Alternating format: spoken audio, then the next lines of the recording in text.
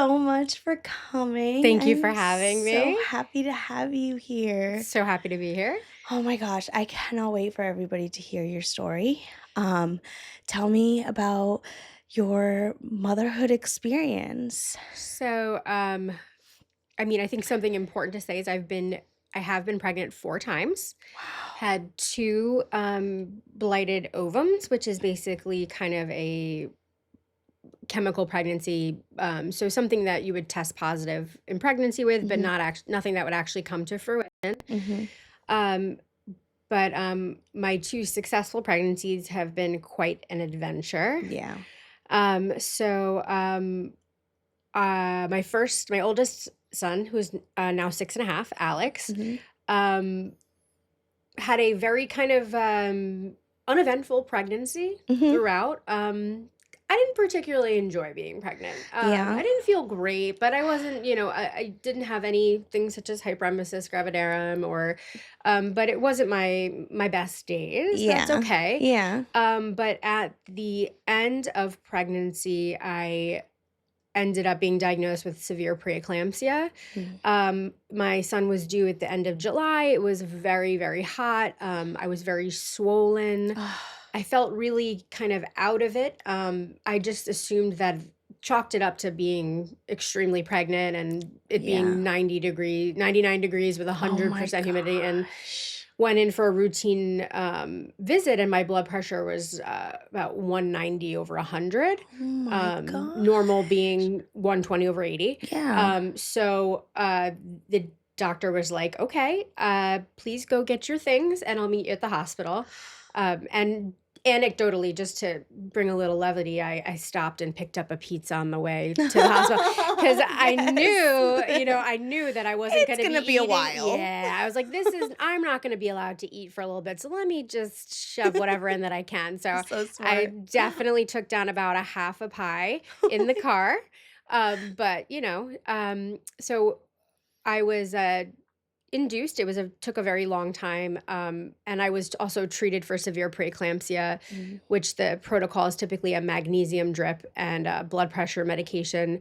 The magnesium drip is very difficult, very harrowing. Mhm. Makes you feel like you've had a hangover without any of the fun stuff. Mhm.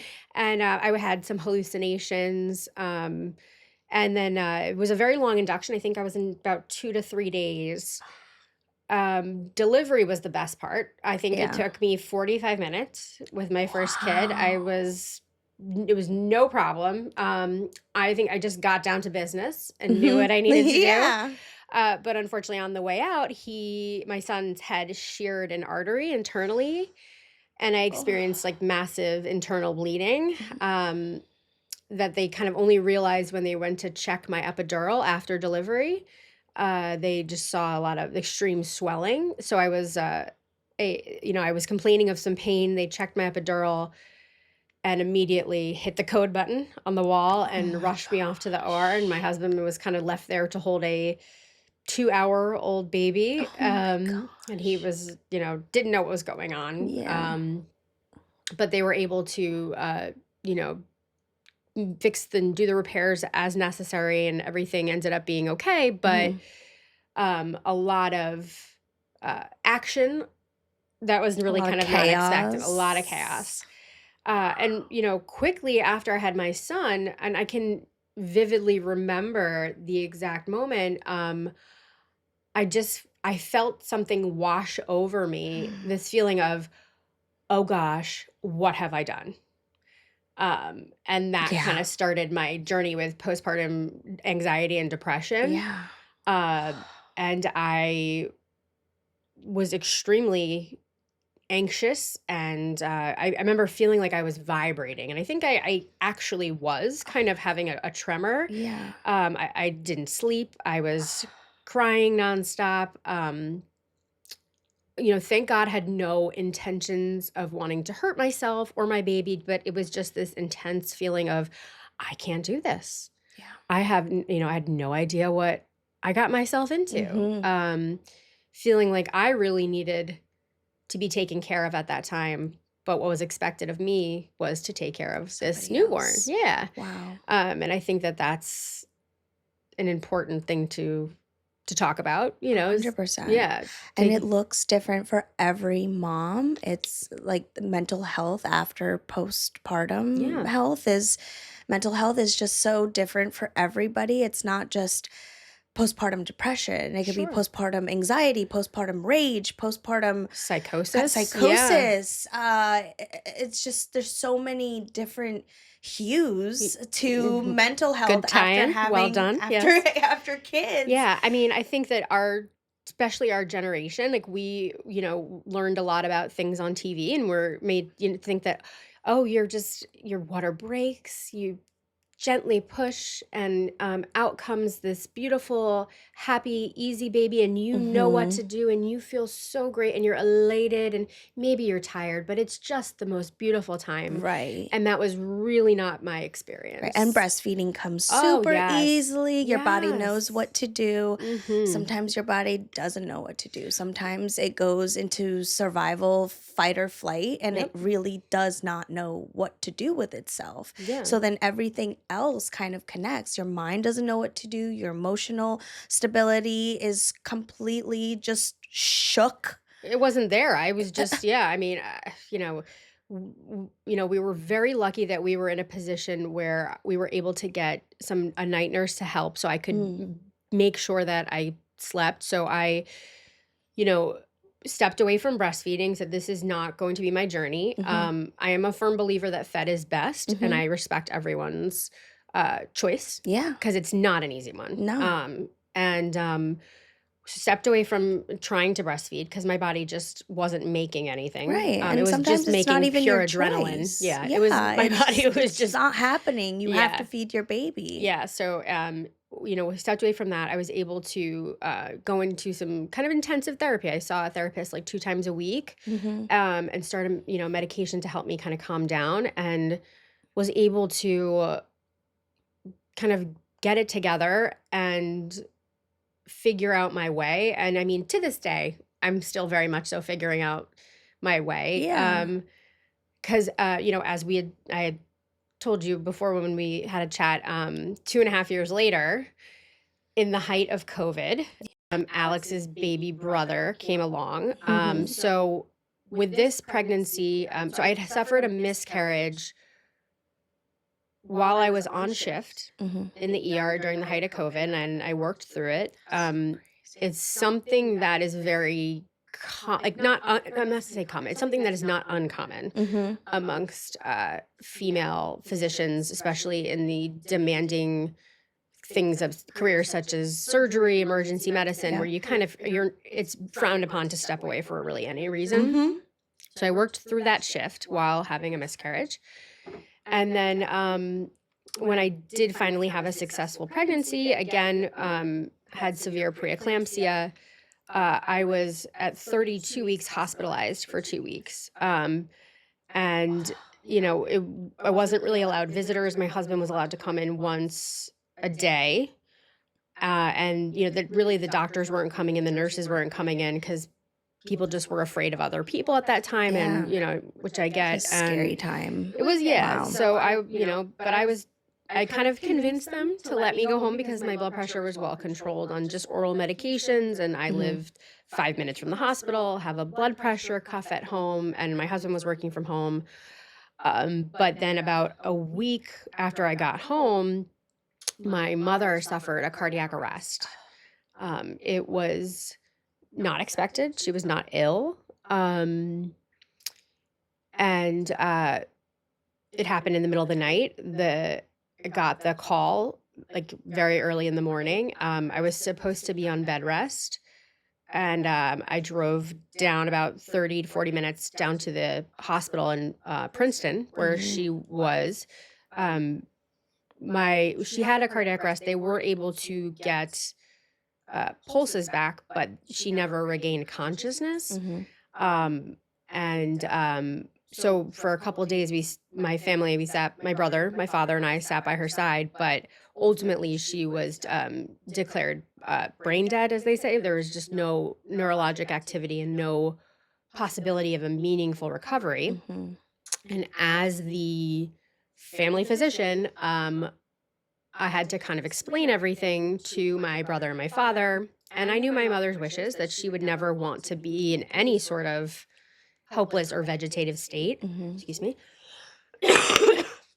Sorry. It's okay. So the decision was made to withdraw care, and my mother passed away, and we got to be there with her. But it was incredibly devastating. I Yeah. was very close with my mother. She was always my biggest champion. The unconditional love, just the absolute rock in my life. And she was so excited about her new grandson, and she had cleared her spring schedule so that she could be there to help us. And it was really going to be something we were all looking forward to. Sorry, It's okay. it's tickling me. It's okay. My goodness. But it looks like other plans were in motion. So actually, my body kind of went into such a stress response that, and I was still pregnant at the time, that I ended up developing a skin issue called pustular psoriasis, where basically the two layers of my skin separated and pus pools formed. Oh my gosh. It's okay. I did this crazy tickle. Okay. Okay. And it's considered a life-threatening issue. So I went into the hospital. They, had talked about admitting me to the burn unit, and I said, wait, how about we get the baby out? Let's get this baby out, and then, we can do whatever we Figure need out to how do. to, Yeah, exactly. So, again, I was induced, another enjoyable trip with magnesium. Oh, And then I think I pushed for 14 minutes with Teddy. wow. So at least I got to tell you, that is like Ooh. my silver linings are the pushing was no Yeah. problem for Oh me. my gosh. So I mean, my kids were peanuts, but yeah. Yeah. So and then I started on chemotherapy medication to stop my body from basically Fighting projecting against each into, other. yeah, Yeah. exactly. And I was on the chemotherapy for 3 months. And it finally stopped, but it's I I really don't remember a lot of my son's. I mean, he's only 4 now, but I really don't remember a lot of the earlier days because I was just so enveloped in grief. Mhm.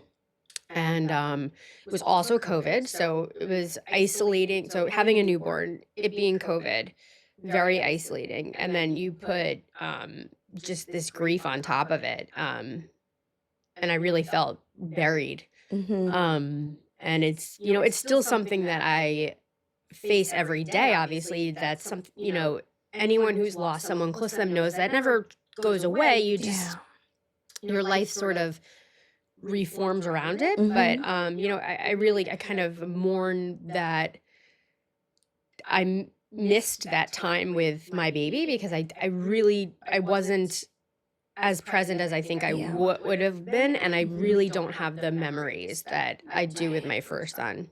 Even though my first son had severe colic, and those memories were not all the That great. best, yeah. But at least I can remember them. Yeah. But so it's really been a very a difficult journey, and I think motherhood's not something that I took as naturally to as I thought I would. Mhm. But I'm figuring it out. As we all are, and I feel like you are not you're never just prepared, It's just you can read all the books in the world, you can watch all the videos and talk to as many people as you want, but you're just never prepared for Yeah. what life is going to put in front of you, especially when it comes to how your pregnancies and your labor and delivery are going to go.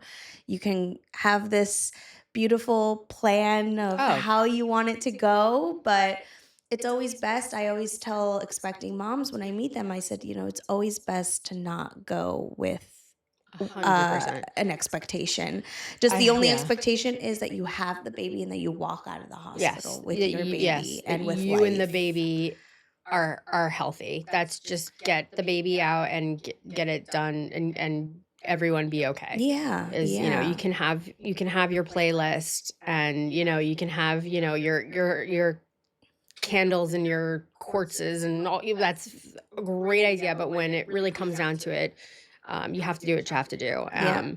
And I think that these conversations are just so important to talk about, how it's not always what you think it's going to Or be. what you want it to be. Oh, Yeah. yeah, I and that's a mean, big thing, is, like, I think mhm. there's a lot of anger that, like, I didn't want postpartum anxiety or depression. I wanted baby bliss, Yeah.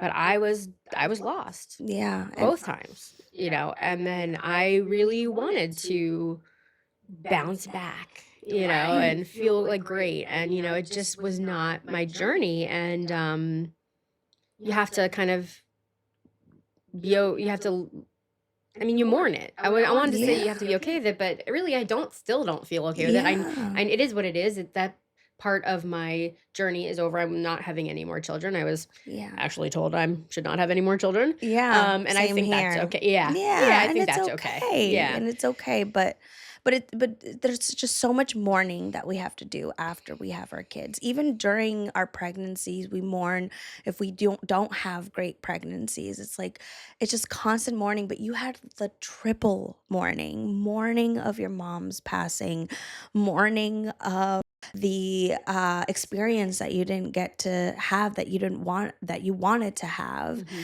and then afterwards, just mourning everything, not being Yeah. able to breastfeed, not being able to be present for your baby, and then on top of that, just trying to figure it all out without your mom. Like Yeah. how did you get through that? How, like, I, what steps did you take to, like, it was heal? literally one day at a time. Yeah. It almost felt like 1 minute at a time Mhm. sometimes. But without, I don't know how I would have gotten through it without my babies Mhm. needing me, Yeah. because I think I probably would have just crawled up in a ball in bed and sat like that for Yeah. as long as I could. But Mhm. because my children needed me. My older son was only 2.5, and so he didn't really understand, but he would understood that mommy was sad, and I didn't want him to, you know, take that on. He's a very empathetic Yeah. child, Oh so my. I wanted him to see me, picking up the pieces and working, obviously, you know, the reality of the situation was incredibly sad, and he did understand that, and felt it in his own way, but and then this tiny baby needed his mother, so Mhm. they needed me, and I think that was really what got me through that, because definitely my natural instinct, without having anyone depending on me, would be to just fetal Yeah, put position, yourself in a hole. yep, Oh my in the gosh. bed, and just, yeah. And I feel like these things are like sometimes come to us as learning experiences, not just for ourselves, but so that we can teach our kids that life throws huge curveballs at you. Huge curveballs. Life does not go the way that you plan it, but you have to pick yourself up and you have to fight through whatever it is that's going on for the love of your family, for yourself, for your sanity, for your job. And it's such a good lesson to teach your kids at such a young age, as opposed to completely hiding it and not letting them know the sad truth of Yeah. what was going on, and at the same time not letting them carry it too. Right. So it's just like this, like, balance that you always constantly have to do, and you have to find the mentality to be able to do that even during, like, the hardest times of your life. It's Yeah. so crazy. I think resiliency is something that I am still actively working on, but it's something I really would love my children to have, Yeah. for sure, because I think that is just, a huge key to a fulfilled and happy life. Surviving Yeah, to just whatever yeah, comes their way. just understanding that it's not always, going to be good, but that's okay. Yeah, And that doesn't mean that it's all over or that, all is lost, you know. exactly. Exactly. Oh my gosh. Do you want to tell me a little bit about how did your, I guess, like the first year after that, how did it go?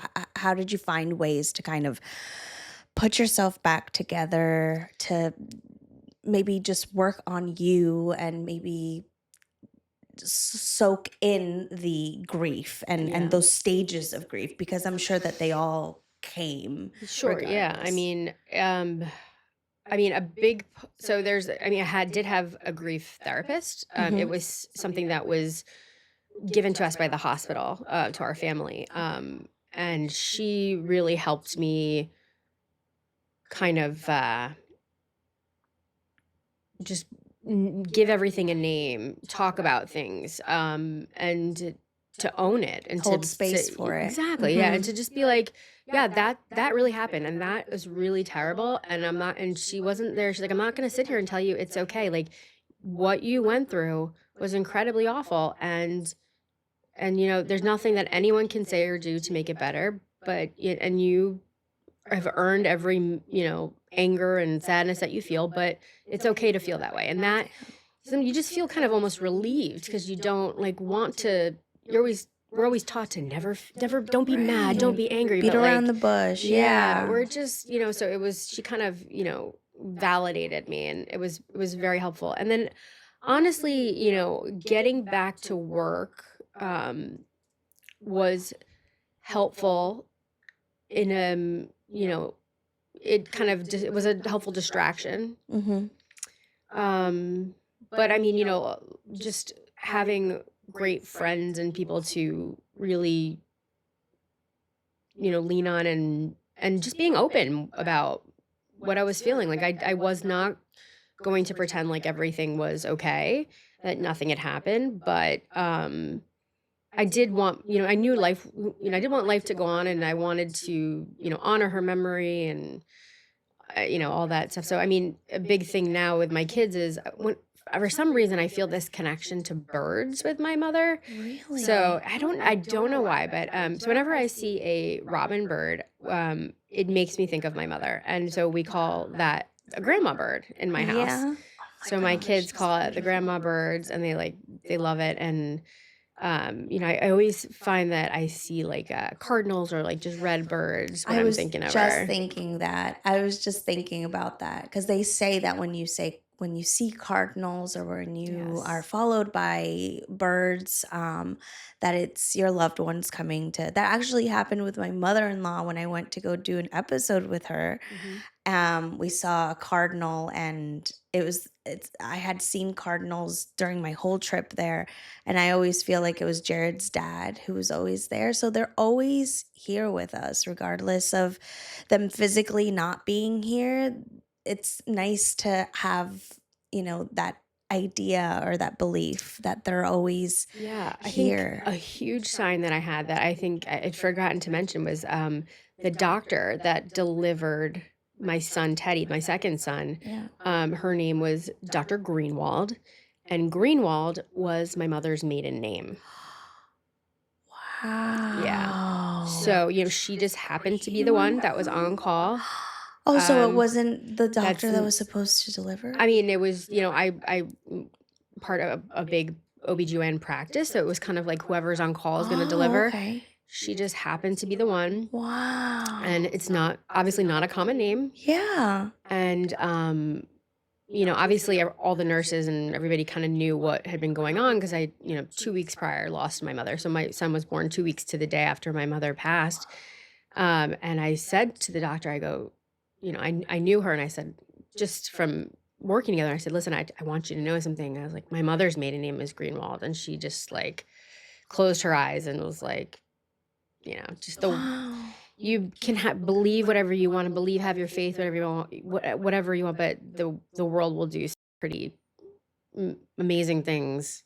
Yeah, to show to you show that, you you're not a alone and that they're still 100%. here There and that they're like still there here. are, That's yeah, and beautiful. was never a religious person, spiritual person. I've always been a person of science. Mhm. And it's been amazing how much the journey with grief and has changed me, how much I've grown up, learned about myself, learned about my family.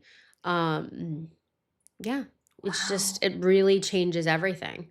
That's amazing. That's amazing that you took something so that for most people it's so dark and so hard to dig yourself out of, and you took that experience to kind of mold it into something that was going to help you survive and be a better mother and have lessons that you're going to be able to teach your kids so early on.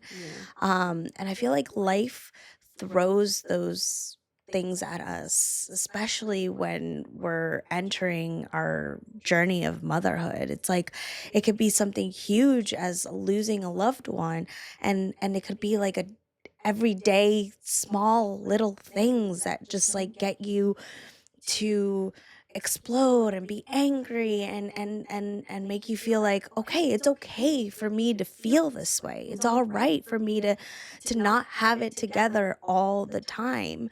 But but the important thing is, what do I do with that? What lessons have I learned from this experience? How do I grow from this? How do I evolve? How do I pick myself up and put those pieces back together so that I can continue and move on for my kids? Yeah, I mean, I think I was so blessed because my mother was so lovely. She was such a like a beautiful spirit, so kind and such a, she did everything for my brother and myself. And I you remember thinking, gosh, the tremendous grief I'm feeling, it just reflects what an incredible mother she was and what a tremendous impact she had on me. And I'm like, so what I said, so it's really a blessing. It represents a blessing Yeah, there. And it's I said, bittersweet. gosh, Mhm. I obviously I don't want my children to ever feel pain, but I was like, I hope that I can be as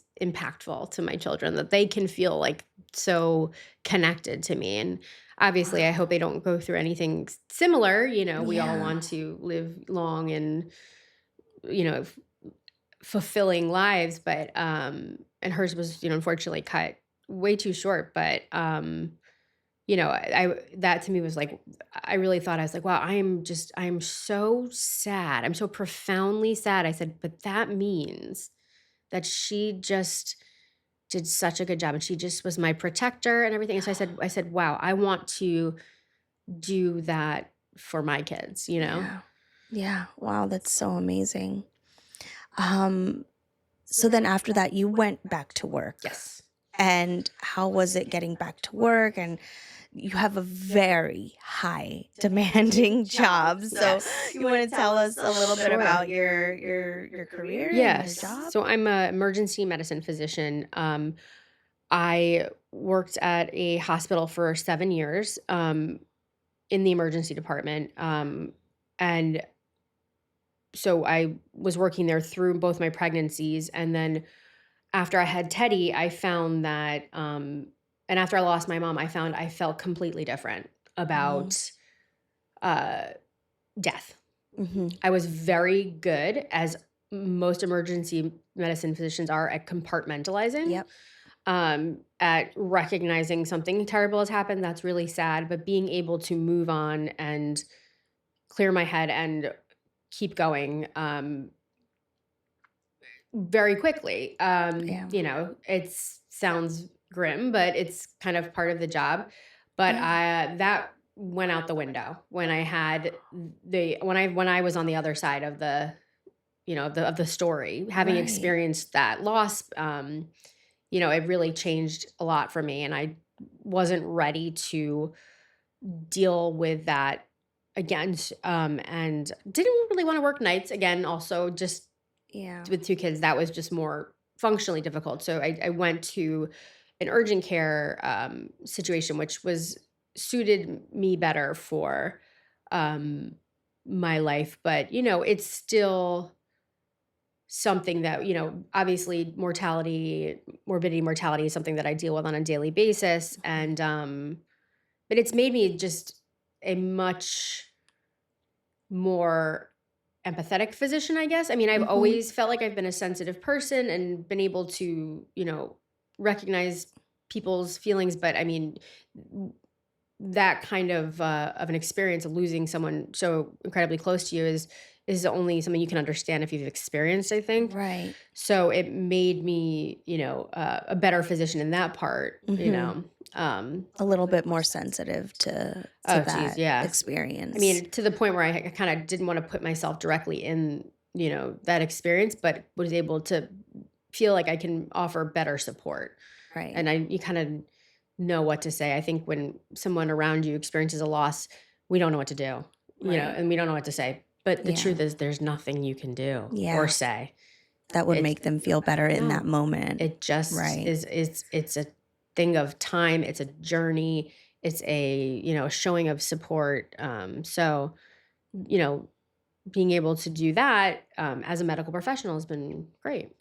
Yeah, and I think it's really hard for people to see the baggage, like the internal baggage that you guys have to carry because I have seen it myself with my husband who's an urgent care doctor and he was a doctor in the Bronx during COVID and he would come and tell me like, "Oh, I stopped counting after 50 death certificates." And it's just like a lot of people on the outside are like, "Wow, how can you just do that and be so cold about it?" But Right. it's not because I would see it at home and the days when he would come home and just cry and cry and cry and tell me, "Today I lost a little girl," or "Today this happened." And he tells me about all of his patients and just kind of lets it all out at home because that's what you guys have to do. You Yeah. have to keep it professional and you have to not get so attached, but sometimes it's hard. It's Sure. hard to,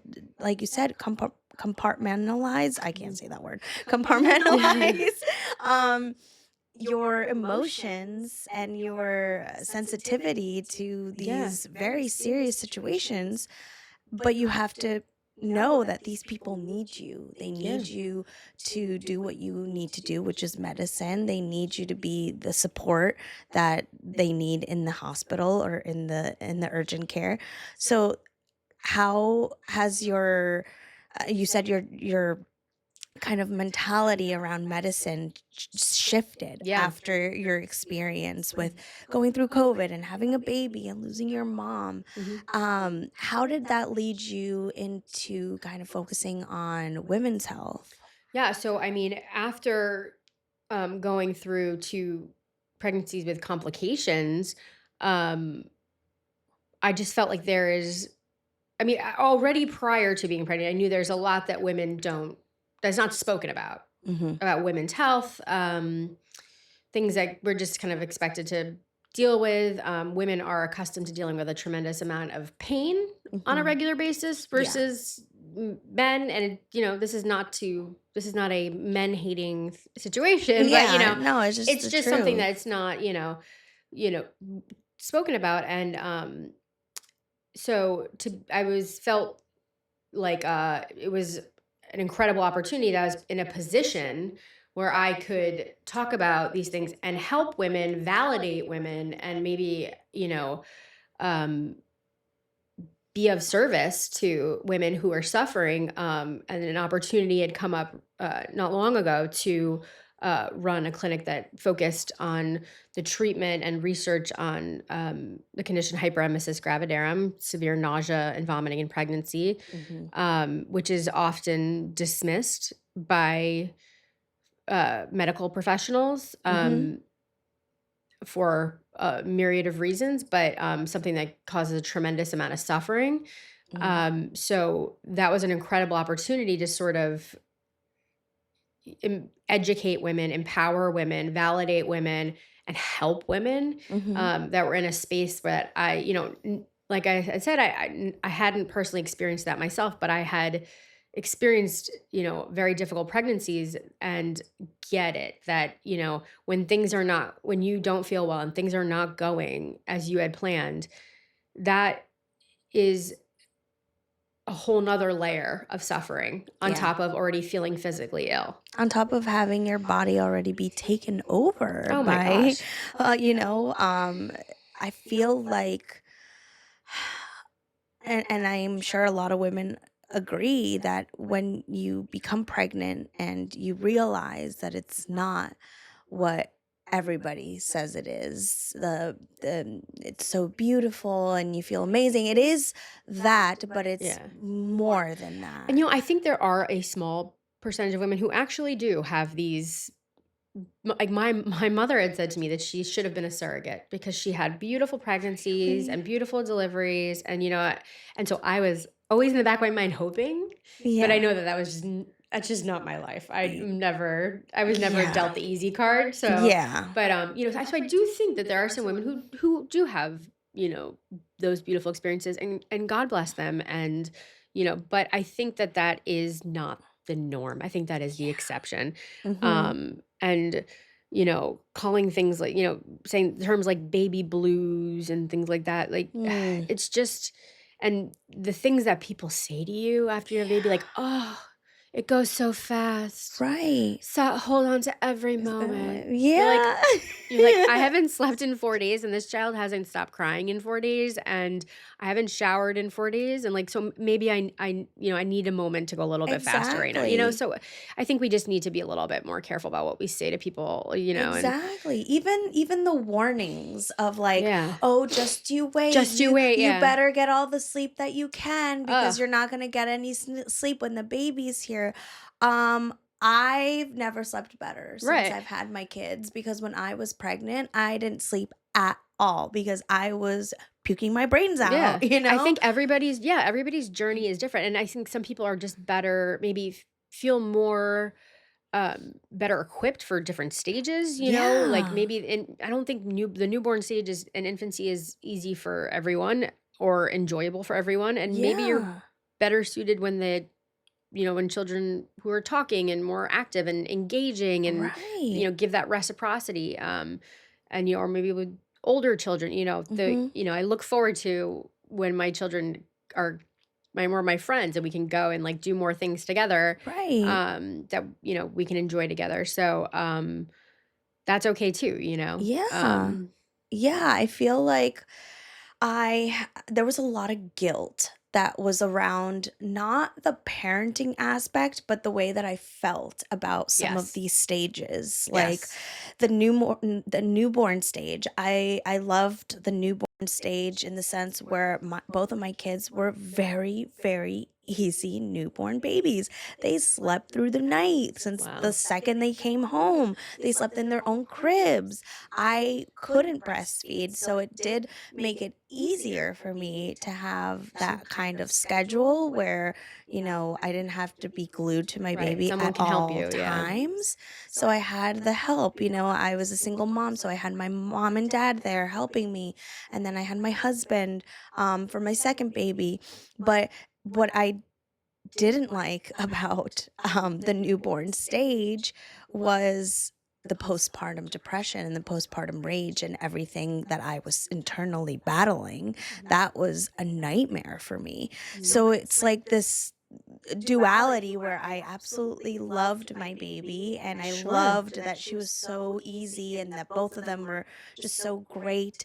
But I don't feel like I was able to be fully present because of all of the internal Oh, stuff that I was going through. I totally get that. I mean, yeah, I remember looking at myself and be like, I have this beautiful baby, and I just cannot feel happy. Right. And I didn't have the permission. I felt like I didn't have the permission to say, like, when people ask me, like, how are you doing? Isn't it so beautiful? And I'm like, yes, it's so beautiful. My baby's so beautiful. Everything is so beautiful. But internally, I wanted to scream and say, I am living my own personal hell. I Yeah. am not sleeping. It's not because of the baby, because the No. baby is sleeping, but I'm not sleeping because of all this crazy stuff that's going on in my head. Yeah. I have this anxiety that I can't get a hold of, that I don't want to take medicine for, but I am going to therapy and I'm doing all of this,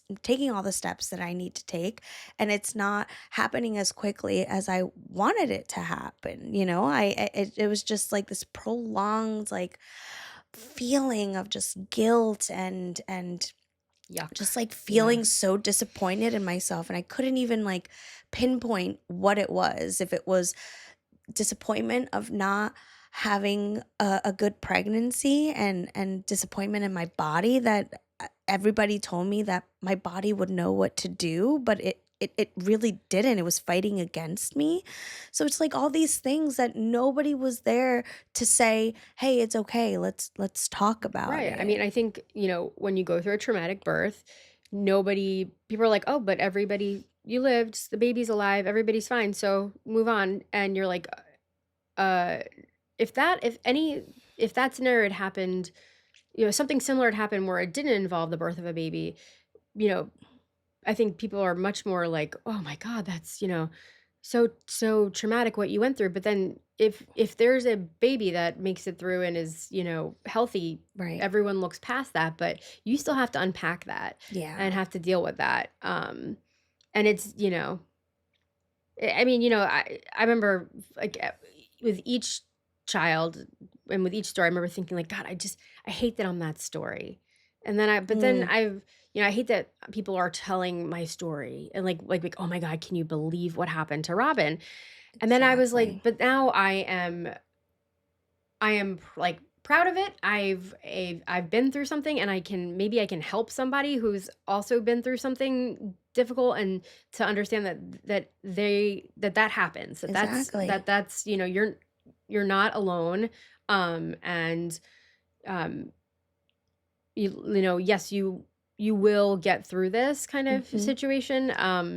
But mostly making women feel like they're not alone Yeah, and they're that's heard and they're understood. God, and nobody talks about how Yes. lonely it Oh my is to gosh. be pregnant, to have the baby, even afterwards. We're so lucky that we have these incredible partners, husbands that support us, or our village, or people that come and help us with the baby, and but it's so lonely because we are so wired to just bottle everything up and suppress all of the pain and anger and guilt, for the sake of not having our baby feel that. and Yeah. and and it's such a crazy duality that just like, what do we do with it? Like, Yeah. what do we do with it? We're damned if we do, damned if we don't. Yeah. So it's I felt in my second pregnancy, that I was not going to bottle anything up, because I did that with Yeah. my first and it bit me in the ass, like Yeah. So I was gonna say, I was like, I think terribly. almost to a fault, I'm very honest with what I'm feeling and experiencing. Um, to a point where maybe I may have scared a couple people. Yeah, They're oh, like they were like, 100%. wait, they're like, oh my wait, it's not like, oh, your kid has colic and like you're having trouble bonding. Like, Yeah. but you know what? And it was always the joke after I had my first son and I went back to work at the hospital that I was like birth control for all the nurses because I would just tell it like it is. Yeah. And they were just like, we're gonna hold off on having kids because of your story. I'm like, you know what? 100%. But maybe that's okay. Yeah.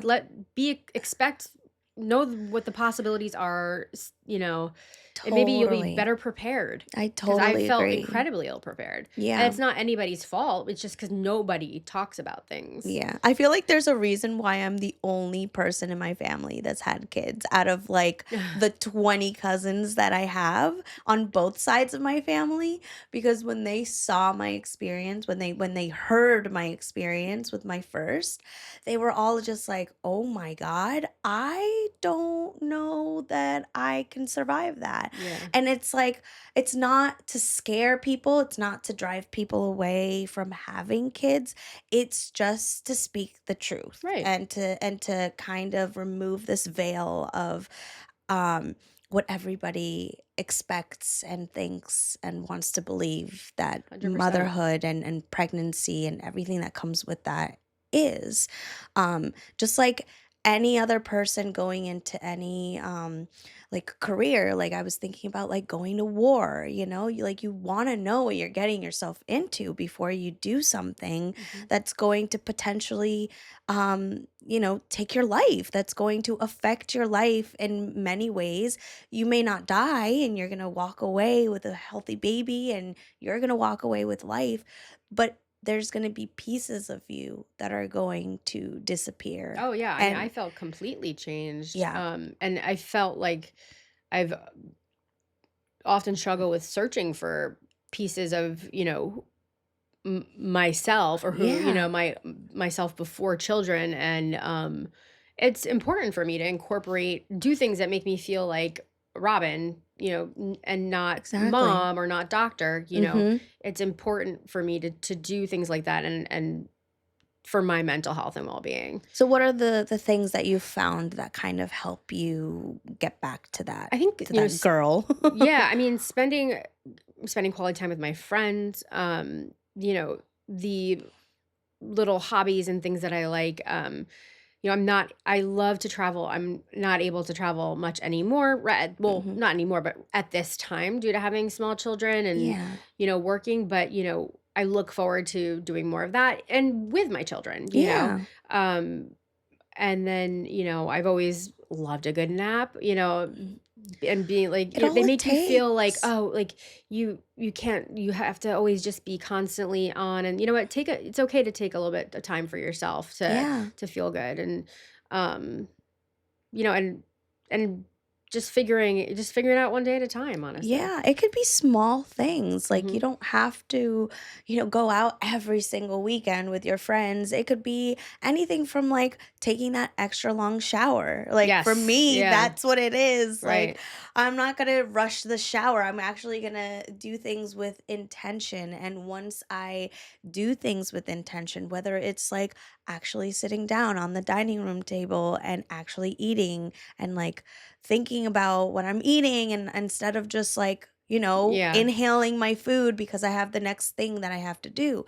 It's important to take those small times going to get my nails done once a month. Like that's these small things that kind of help you recharge, help Hmm. you find a little space away from Yeah. your I mean, reality yeah. and it's okay. And Because then if you continue to do it, then it'll eventually become part of your right. reality. I mean, I think we often are racked with mom guilt. Yeah. I mean, especially working. But then I was like, you know what? Let the kids see that their mother is a doctor who saves people's lives. Right? That's okay. You know what I mean? Like, Yeah. and I'm and I, I I'm better with a balance. I'm better with some time away from my children. And some people may think that that sounds terrible, but um, that's what works for me. And I think everyone Yeah. needs to be honest with what works best for them, their structure, their family, and you'll be better for it. And 100%. everyone has mom guilt. There's no really way of escaping it. And it comes and goes and it's different things and it's different days. But I mean, really, no one else is going to take care of you but yourself. Yeah. So you have to do that so you can be the best version of yourself. And then that Exactly. carries over to your kids. Because if you are just washed up, drained, angry, bitter, Mhm. and sometimes it's like that no matter what you do. But Yeah. if you let that be your norm, it's going to, reflect on like your children are going to see On that. everything that you do. Yeah. It's going to reflect in your job, it's going to reflect in your parenthood, it's going to reflect in your relationships with your spouses because that was something that for sure reflected on my relationship with my husband the second time around. I didn't have that the first time around. Hmm. But the second time around, it 100% affected it. And I just kind of instead of trying to pretend like it wasn't and like it was not relating to my postpartum rage and my and having a baby and the disappointment that I felt from having hyperemesis again the second time, it was it was something that I needed it to just happen. I let Yeah. it go. You know, I said this is this rage that I'm feeling. I don't have I'm it's not towards my kids. It's it has to go towards someone, and unfortunately, my husband was the one who kind of was that punching bag, for lack of a better term, but he was so understanding, and it gave him it was kind of a shock for him too to see, like, he always imagined the newborn stage with his the love of his life to be like, "Oh, we're gonna come home and we're just gonna be so much closer Yeah. and we're gonna, you know, do all this," and it was just, a reality check for Yeah, him for for sure. sure, because he came into Estella's life when Estella was 6 months, so he missed that whole, that whole newborn stage, Yeah. so he was excited to experience it with Lucas, but I even giving him, like, warnings, like, being like, "Just so you know, Yeah. it's not as beautiful as everybody says it is." Yeah. Estella was colic, so, Lucas could be colic too, Yeah. and so it was like shock for him because he expected the parenting part to be Yes. the really hard part. He was like, "I'm so prepared for all of these, like, no sleep, Yeah. exhaustion. I'm so used to this because of the job that he does, and he Mhm. thought he knew everything Oh, because you he's know a nothing. doctor." Yeah. I kn yeah. Because he's a doctor, he felt like, "Oh, I know everything. Like, I know all the stages. I know this. I know this." But it was a wake up call for Yeah. him. He did not expect that taking care of me was going to be such a hard job. Right. That the person that was going to need the most love and care and Yeah, just and space was going to be me. I think that we need to teach our partners that and teach, like, families and, I remember when I was so angry after I had my first son because I felt alone and because my husband is a phenomenal father, but I think he had trouble bonding with our kids very early on because they just sleep Yeah, they're and they go to the just bathroom there. and yeah, and they're just kind of blobby. And my Mhm. husband is very high energy and very, he now is like like absolutely thriving with the kids with their sports and they're wrestling and they're building Legos and so and he's just all in, but I think in those earlier days it was hard because the baby just slept and ate, Yeah, that makes and I sense. remember just feeling angry that like that was all on me. I Mhm. remember reading an article about like these small villages, I think in Africa, and where what they do is that, the woman after she has a baby, she lays down and she rests, and the rest of the women in the village just rally around her, cook, take care of the rest of the family, and just give her the baby to feed and like let her sleep, and just really let her recover Yeah. and nourish her body. And um that sounds amazing. It sounds I know, and I'm like, amazing. "Whoa," I'm like, we have gone So so far off course," because that's where the whole saying "it Mhm. takes a village" comes from. Yeah. Because Yeah. it really does. Like, if you want women to be happy and thriving and productive mothers, take off some of the load, Yeah. you know? Yeah. Yeah, yeah, yeah, exactly, and give them the space to be selfish, to be selfish. It's Yeah. okay to be To selfish. expect anyone to be a completely selfless person and then and is such an incredible demand. Especially after 9 months of already being that vessel You and having Yeah. somebody take over your Yeah, you give up body. you give up your body and you're never the same physically afterwards, Mm-mm. no matter how you give birth and no matter what ends up happening, if experience a loss, I mean that's a tremendous tragedy that you carry with you, and then the worry that you carry as a mother, and it's not something that fathers can experience. And it's not to say that they don't worry or care. It's just there is this instinctual, sort of feral Yeah. connection that you can't even explain. And Yeah. so It's a piece of you. They're oh yeah. literally I always feel like I always tell my husband, like, I feel like my kids are just a, a limb that's just like walking around. And I just like when I don't have them around me, when I'm not with them, I feel like sometimes like something's missing. And it's so hard for me to not feel that way. Yeah.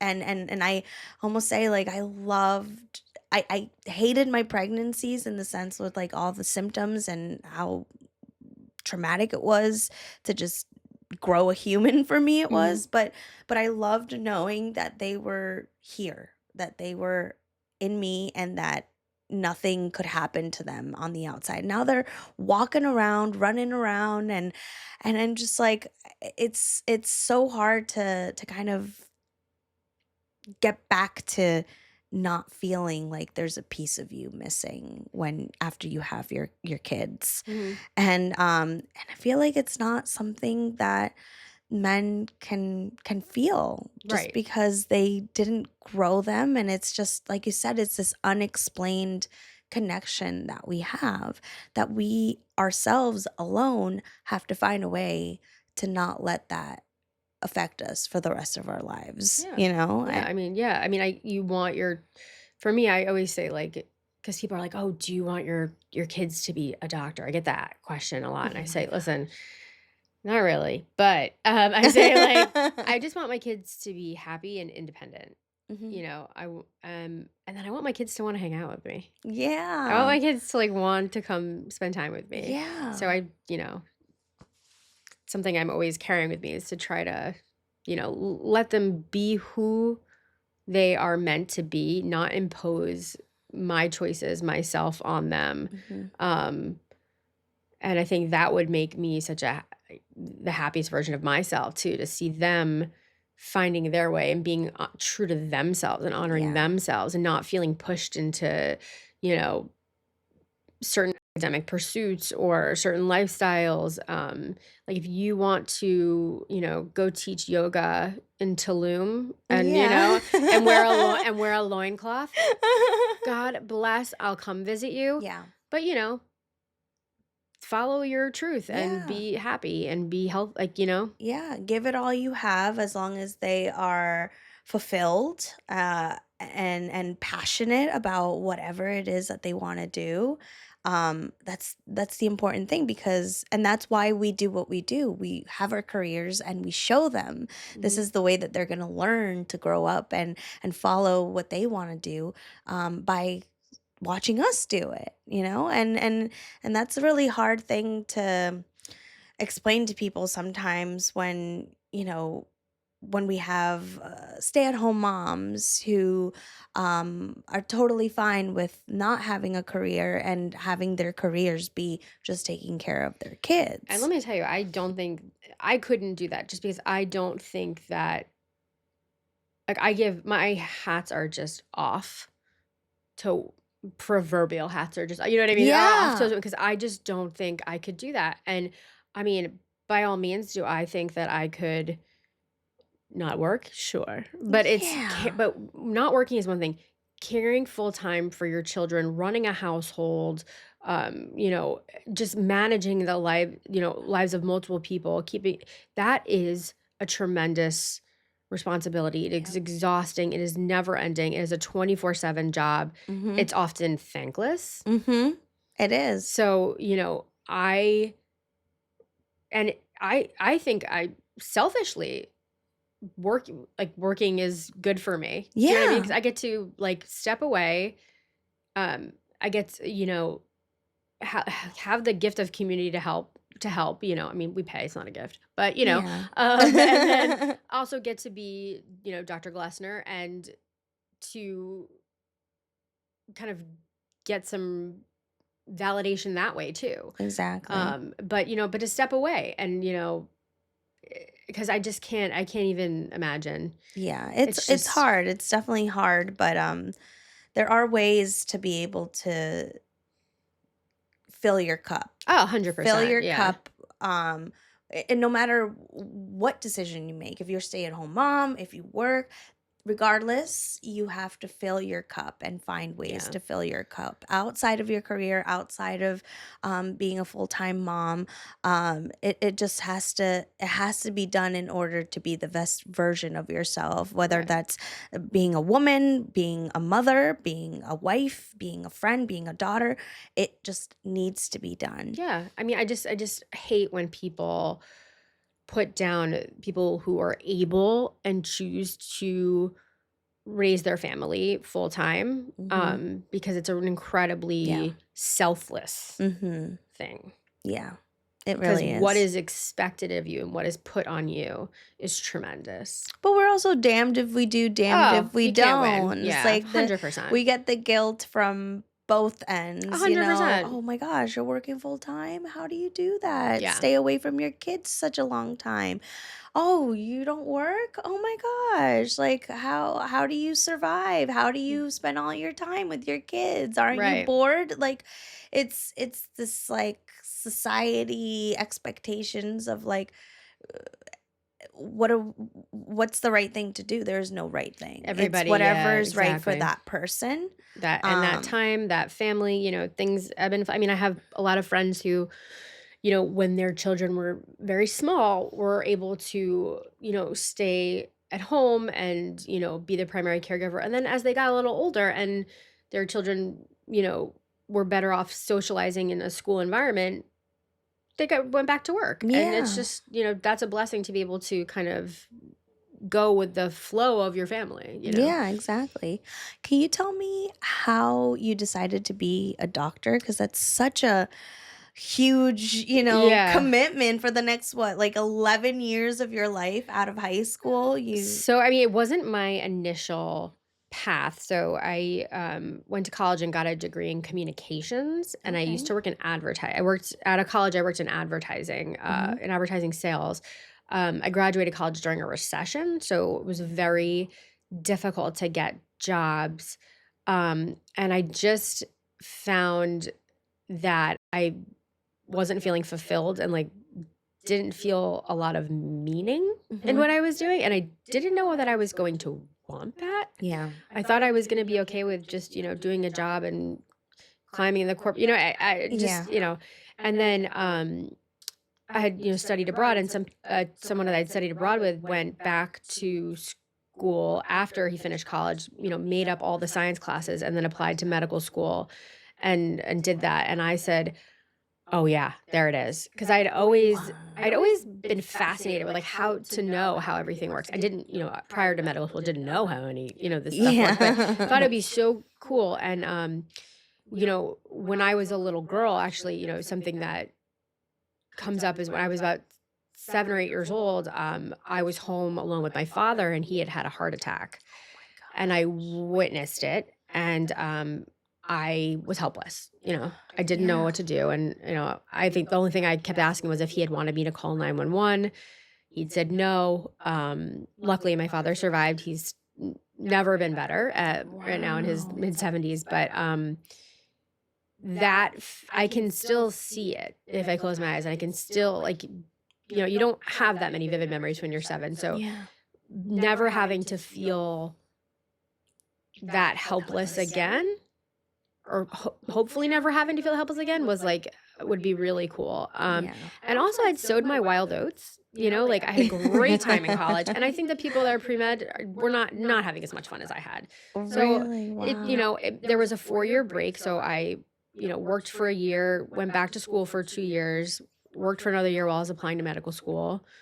And then went into medical school thinking I wanted to be like a head and neck surgeon. Mhm. Really liked ENT, but when I got actually experience, I found that like nothing. I liked the exciting and like the nasty bits of everything, Yeah. and then you find out, oh, so that's the ER. Oh Oh, my okay. And gosh. I hate I hate monotony.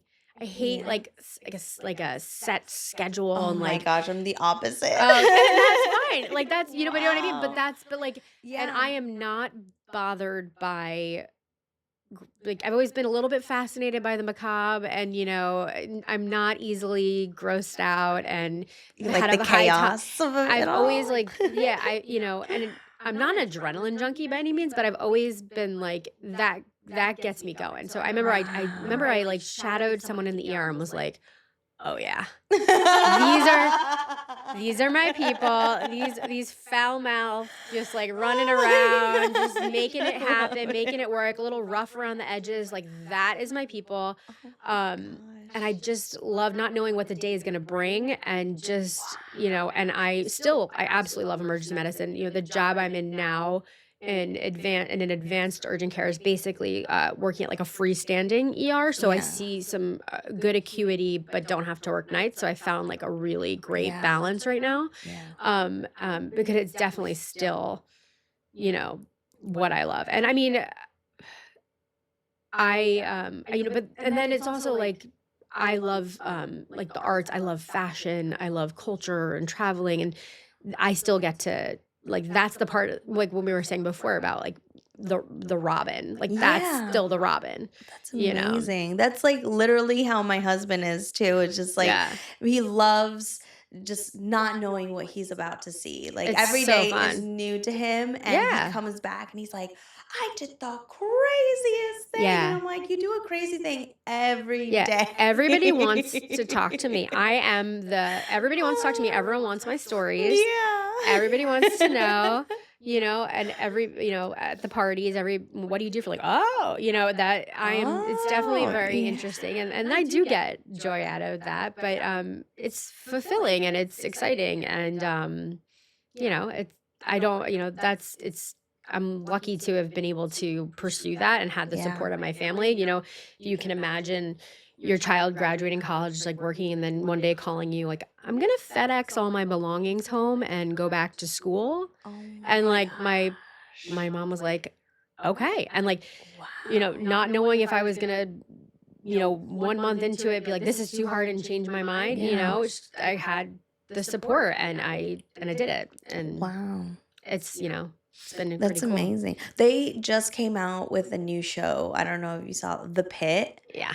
It is so good. Yeah. And like my husband never really liked watching like ER because he's like it's not accurate at all. But I watched it the first two episodes by myself and I was like, Jared, I think like this Yeah. is like pretty This pretty is about as accurate. yeah, it's about as close as it gets. I've seen the first episode, but actually, a bunch of the writers are emergency medicine doctors. I read that. So, I and like, read that. yeah, so they're making it an effort to make it realistic, and then making an effort to make it about the providers Yes. versus about more of the Trauma. patient. Yeah, exactly. Right. But there is a lot of truth in what they're going through personally. Mhm. We have like the main character who is still trying to cope from COVID and having lost his mentor. Mhm. And then we have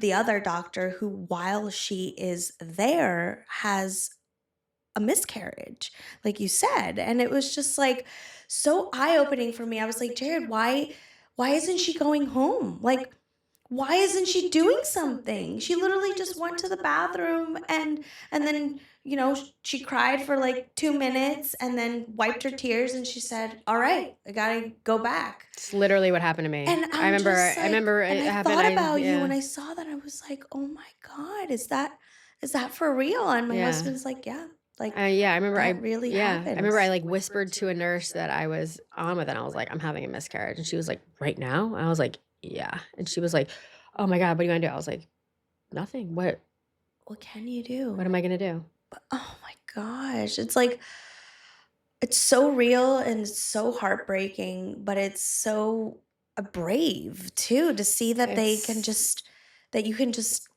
you know, put yourself second for a second because you need to, because you have people's lives Yeah. who are depending on you, and their well-being is, you just have to. And that's a lot what motherhood is. Like, Sure. it Yeah. kind of translates into being a 100%. mom, like, yes, you have to take care of yourself. You recognize that you're going through grief and that you're going through pain, but there's this other person, these other two little people that need you to survive. And you just kind of have to toughen up. But you also have to make sure that you find the time afterwards to recuperate, Yeah. to To keep heal, standing. Yeah. Yeah. from all of that.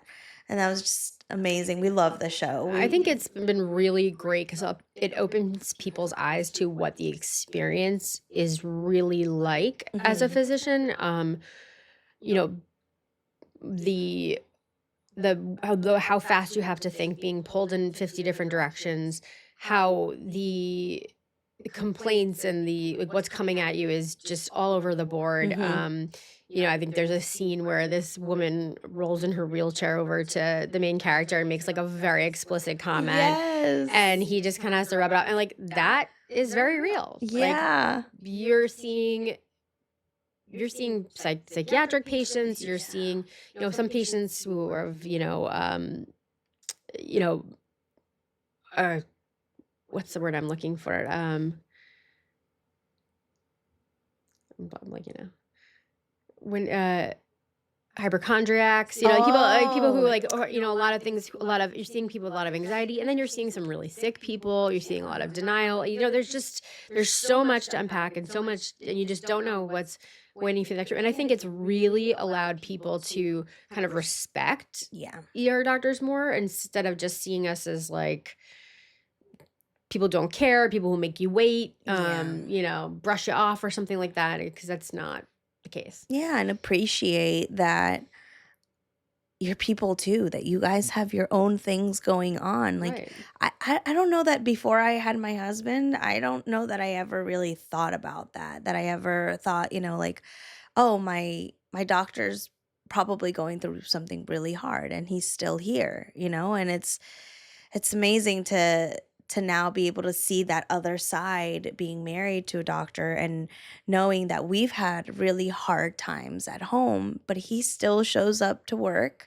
and he still does his job and walks away and kind of like jumps right back to where we left off here in our life. And that's just so cool to see in a show that is actually depicting it like Yeah.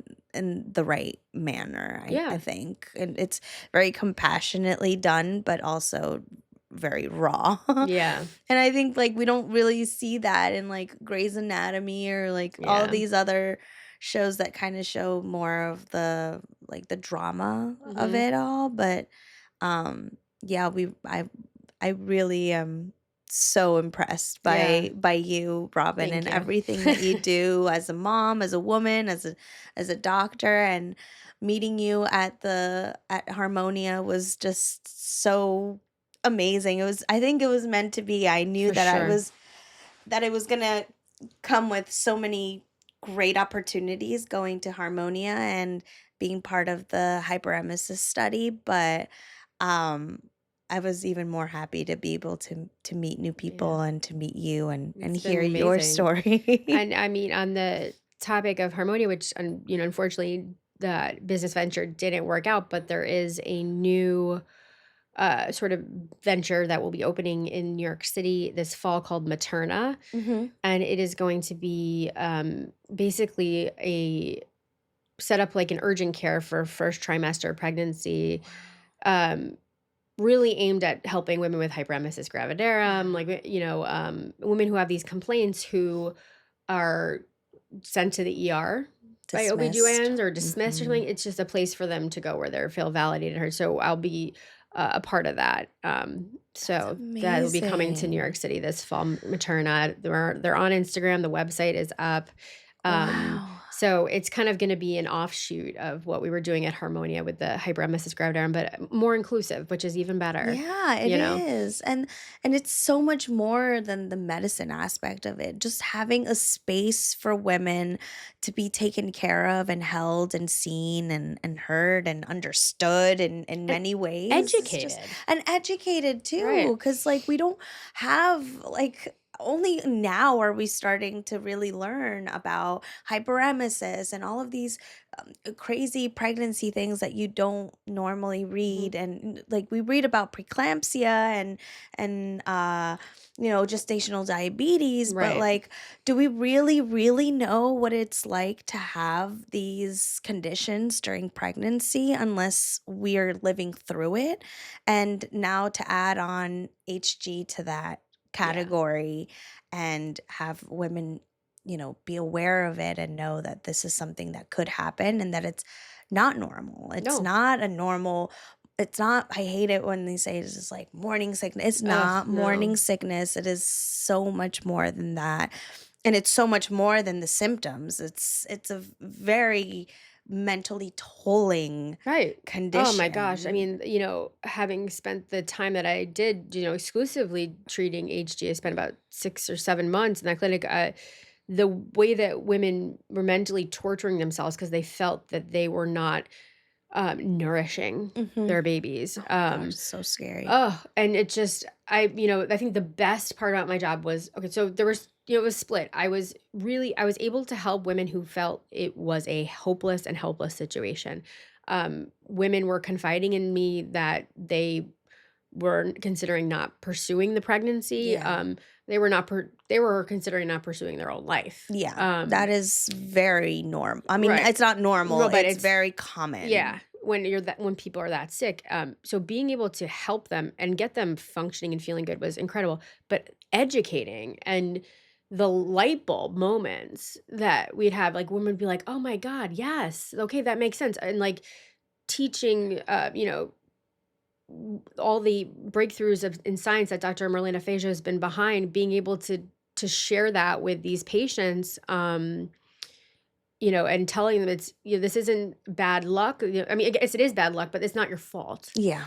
When like I was, every time I had got a new patient, I would spend at least 30 to almost 90 minutes just educating them and listening to their stories. Yeah. And I created like, I feel like a little army of, I call them Fajo fans, because Yeah. just like what she's done for if you don't know Exactly. Dr. Marlena Fajo, please look her up. She's Yes. one of Times Women of the Year, Forbes 50 Yeah. over 50. She's an I mean, she's incredible scientist who's my hero. She is yeah. absolutely my hero. Yeah, I mean, and she's done a lot of work, in women's health outside of HG as well, and, she's still going, and she's a lovely person, so, being able to kind of, uh, educate and share what her findings has been incredible, so It just takes one woman. It yeah, just takes one woman to kind of shed light into a condition that um the system's not putting yeah. enough attention That's why we need to. women in STEM, you Yes. know? Yes. Yeah, Oh my like, because gosh. they're people. Now more than Yeah, ever. we're not like, women's health issues are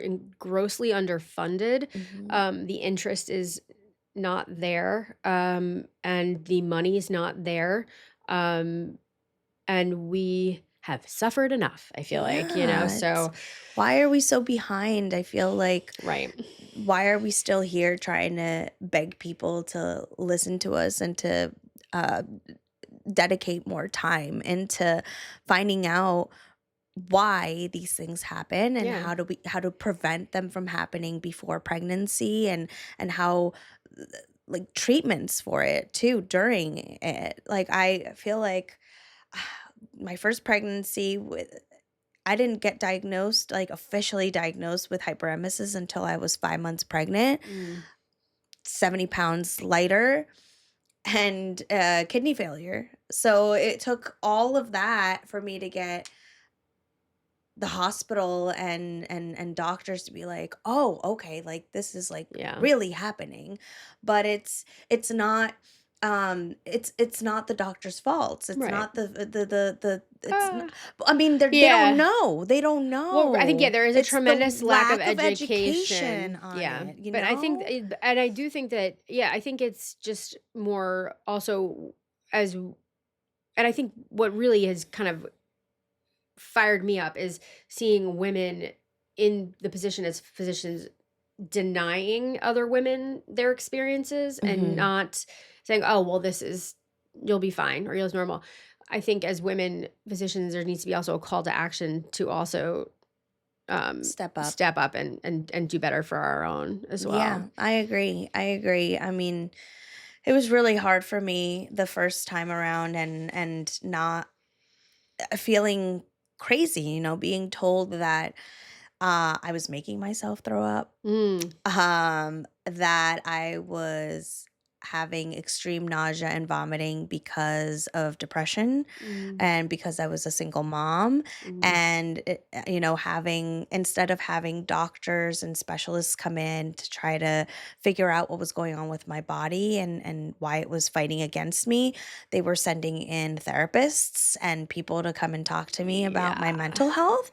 So it was just so, if I didn't have my parents who believed in me and who really stood behind me and and advocated for me, I don't think that I would have been able to. There were so many times where I thought, like, I can't not do this. Like, maybe it Yeah. is me, maybe it is my situation that's causing all of these weird symptoms and heightened nausea and vomiting, and at some point I even did think, like, maybe I am making myself throw up It's some wild. crazy Yeah. way, Yeah. like, You got gaslit. exactly, 100%. And it's just like, it just took that one doctor who believed me, Dr. Hoffman, who was incredible, and he said, I have never seen it to this level of severity, but I do believe you. I Yeah. believe that this is happening to you and that you're not doing this, and Right. I'm going to try to do my best to find a way to alleviate your symptoms, but that's all I can do, and that's all it took for me. That Just gave me yeah. the strength to keep going. um After that, getting, cocktails and cocktails of medications, trying to find something that would alleviate, and Zofran did a little bit, but not as much as I would have wanted it to, Yeah. but giving me the strength and not having my mental health be completely stomped on Yeah. was what helped me get through It's that. interesting how, like, people trying to tell you that you need help with your mental health actually had this sort of opposite effect. Yeah, Do you know what I mean? right? Like, you're like, if I could It's just stop throwing up, uh, I would, yeah. right, and it was just, God, it was so scary, and like you said, it was like, the scary thing was, like, I'm like, my baby, Oh, like, what yeah. is going on with my baby? And she was a week ahead on milestones. She Yeah. was thriving, but I was She was skin and sucking bone, the life out of you, yeah. literally, and nobody could, tell me how that was happening. How is this happening? I was like, Yeah. am I a saint? Is this, like, for real right now? Like, how am I growing this baby out of nothing? And I had to educate myself through my own experience, through a Facebook group, the hyperemesis gravidarum Facebook group, where I read all of these women's stories, and I was like, wow, this is me. I'm not the only one. And Mhm. since then, I have been spreading awareness on hyperemesis. I know that I scared a lot of people. Shout out to my cousins. I'm so sorry that I scared them with my experience, but this does happen, and have found that every time I tell my story, I'm like, somebody's always like, "Oh my gosh, I think my sister had that," or "Oh my gosh, I think my mom had that."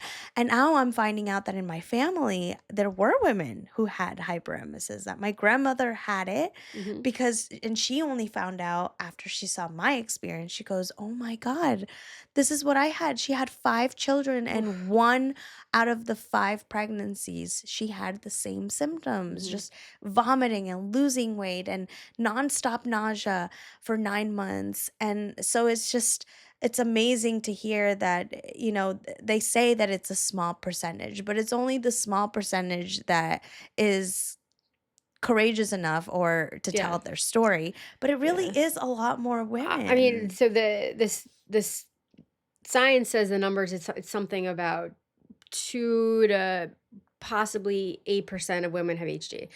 As someone who is now considered an expert in it, Yeah. I would say that number is much higher, because I do believe that hyperemesis is a spectrum. Yes, exactly.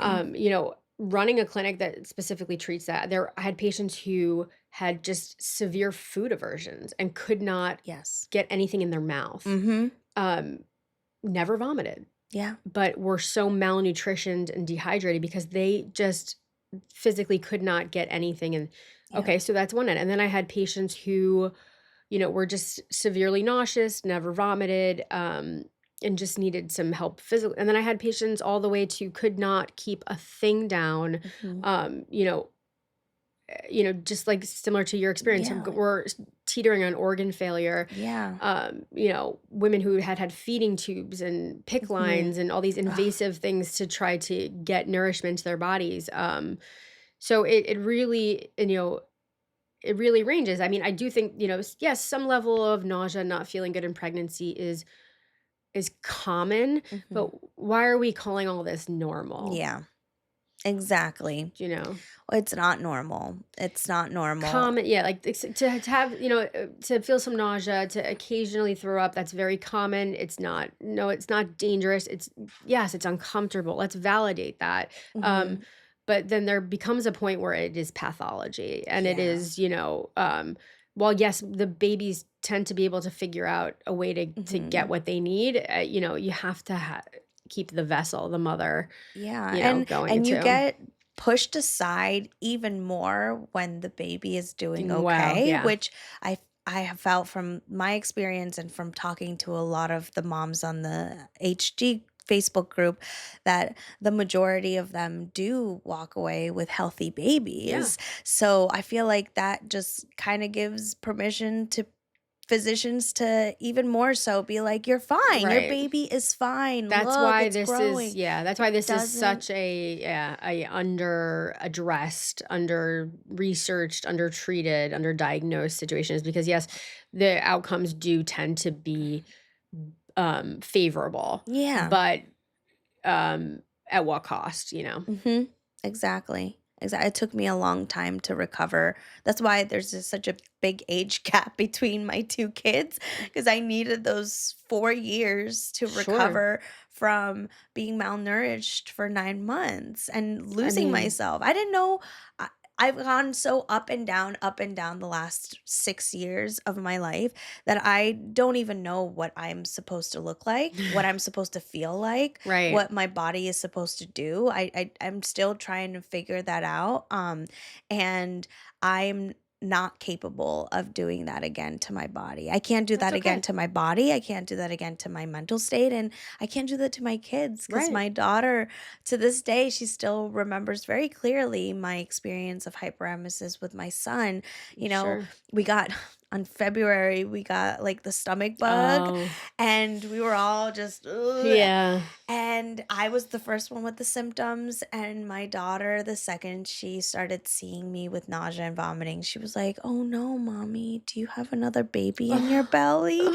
And that for me was like, "Oh my gosh," like the amount of effect that it's like a trickle down effect from of having this condition or any pregnancy condition. It doesn't just affect you, it affects everybody else around you. And in a good way, it's it's necessary for people to see that because Yeah, I feel yeah. like I think now you have a daughter who is educated. right, and our ancestors didn't have a chance to be open about Right. these pregnancy struggles.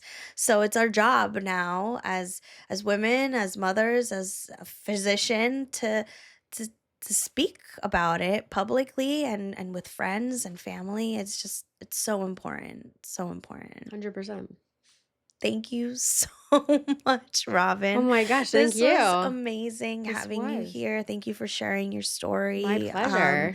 I just admire your strength and your will to heal yourself, I mean, I to feel the move same way about you. forward. I mean, women are incredible. Yeah, we are. We have such superpowers that we don't find out until we're moms that we have all of this will and power to survive and it's important to tell women who want to be mothers that you will have Yeah.